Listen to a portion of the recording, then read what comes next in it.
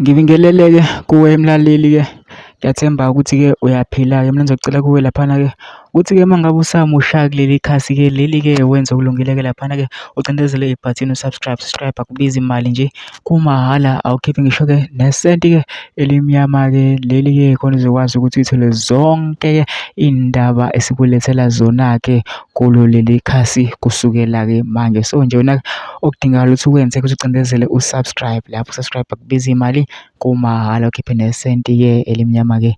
Leli-ke udaba-ke engikulethele lona-ke namhlanje ithi-ke sekuvele-ke laphana-ke ubaba omdala-ke othi yena uyinkatha-ke. Lo baba-ke uvele esho enye into-ke ethusayo laphana-ke ethi uyinkatha kodwa-ke uzovotela i-MK ukuze basuse uRamaphosa.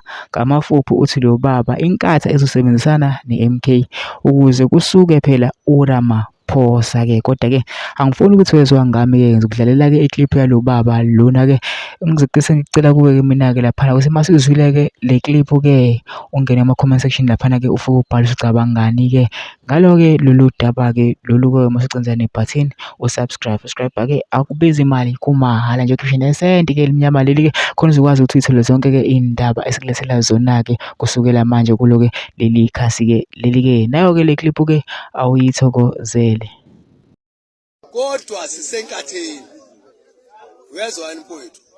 Sisenkatheni kodwa sizophuma ngoba sifuna ukufaka lo ulokhujana i-MK, sizobuyela enkatheni kodwa sifuna ukukhipha ubani uRamaphosa. Uyezwa yini? Ngendlela okuyiyo ngoba siyabona ukuthi lo muntu uyasibulala ngendlela ongeyo. Uyezwa yini?